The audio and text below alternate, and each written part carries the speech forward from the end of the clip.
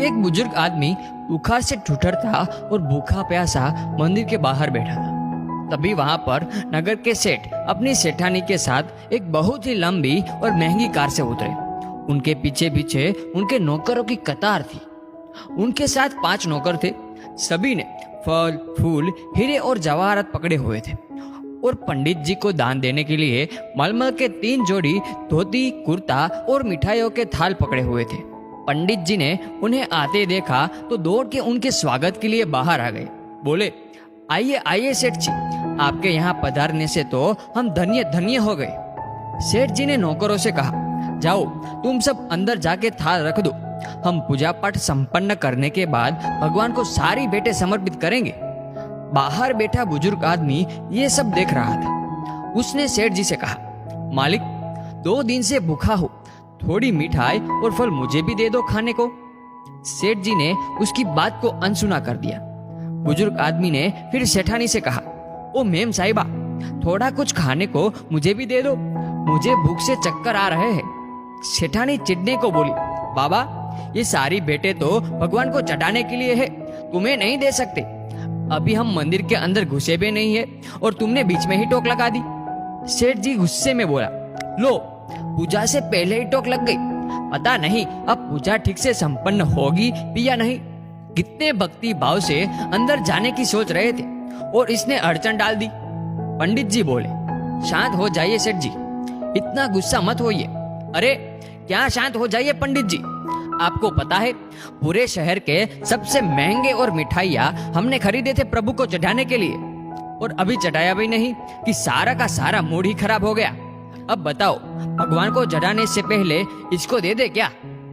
पंडित जी बोले, अरे पागल है ये आदमी, आप इसके पीछे अपना मूड मत खराब करिए। सेठ जी चलिए आप अंदर चलिए, मैं इसको समझा देता हूँ। आप सेठानी जी के साथ अंदर जाइए। सेठ और सेठानी बुजुर्ग आदमी को कोसते हुए अंदर चले गए। पंडित जी बुजुर्ग आदमी के पास गए और बोले, जाके कोने में बैठ जाओ, जब ये लोग चले जाएंगे तब मैं तुम्हें कुछ खाने को दे जाऊंगा। बुजुर्ग आदमी आंसू बहाता हुआ कोने में बैठ गया। अंदर जाकर सेठ ने भगवान को प्रणाम किया और जैसे ही आरती करने लगे तो आरती का थाल उनके हाथ से छूट के नीचे गिर गया। वो हैरान रह गए, पर तभी पंडित जी दूसरा आरती का थाल ले आए। जब पूजा संपन्न हुई तो सेठ जी ने थाल मंगवाए भगवान को भेंट चढ़ाने को, पर जैसे ही भेंट चढ़ाने लगे वैसे ही तेज भूकंप आना शुरू हो गया और सारे के सारे थाल जमीन पर गिर गए। ये देखते ही सेठानी बोली, पंडित जी देखा आपने, मुझे लगता है उस बाहर बैठे बुढ़े से नाराज होकर ही भगवान ने हमें यह दंड दिया है। उसी बुढ़े की अड़चन डालने की वजह से भगवान हमसे नाराज हो गए। सेठ जी बोले, हाँ, उसी की टोक लगाने की वजह से भगवान ने हमारी पूजा स्वीकार नहीं की। सेठानी बोली, अब क्या करूं मैं? पंडित जी हाथ जोड़ के सेठ और सेठानी से बोले, माफ करना, एक बात बोलूं आप दोनों से, भगवान उस बुजुर्ग आदमी से नाराज नहीं है, बल्कि आप दोनों से रुष्ट होकर भगवान ने आपको ये दंड दिया है। सेठानी बोली, पर हमने क्या किया है? पंडित जी बोले, क्या किया है आपने? मैं आपको बताता हूँ। आप इतने महंगे उपहार लेकर आए भगवान को चढ़ाने के लिए, पर ये आपने नहीं सोचा कि हर इंसान के अंदर भगवान बसते हैं। आप तो अंदर भगवान की मूर्ति पर भेंट चढ़ाना चाहते थे, पर यहाँ तो खुद उस बुजुर्ग आदमी के रूप में भगवान आपसे प्रसाद ग्रहण करने आए थे। उसी को अगर आपने खुश होकर कुछ खाने को दे दिया होता तो आपके उपहार भगवान तक खुद ही पहुंच जाते। किसी गरीब को खिलाना तो स्वयं ईश्वर को भोजन कराने के समान होता है। आपने तो उसका तिरस्कार कर दिया, तो फिर ईश्वर आपकी भेंट कैसे स्वीकार करते? सब लोग जानते हैं कि श्री कृष्ण को सुदामा के प्रेम से चढ़ाए एक मुट्ठी चावल सबसे ज्यादा प्रिय थे। अरे भगवान जो पूरी दुनिया के स्वामी है, जो सबको सब कुछ देने वाले हैं, उन्हें हमारे कीमती उपहार क्या करने हैं?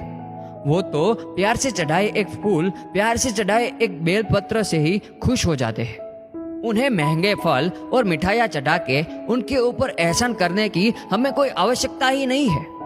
इससे अच्छा तो किसी गरीब को कुछ खिला दीजिए, ईश्वर खुद ही खुश होकर आपकी झोली खुशियों से भर देंगे।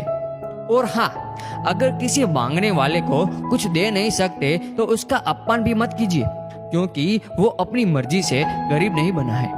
और कहते हैं ना, ईश्वर की लीला बड़ी न्यारी होती है। वो कब किसी भिखारी को राजा बना दे और कब किसी राजा को भिखारी, कोई नहीं जानता। तो दोस्तों, इस वीडियो को लेकर आपकी क्या राय है, नीचे कमेंट करके जरूर बताएगा। और अगर आपको ये वीडियो अच्छा लगा हो तो इसे लाइक करिएगा, शेयर करिएगा ज्यादा से ज्यादा लोगों तक। और ऐसे ही और भी इंस्पिरेशनल वीडियोस के लिए सब्सक्राइब करें हमारे यूट्यूब चैनल को और फेसबुक पर फॉलो करें हमारे पेज को। धन्यवाद।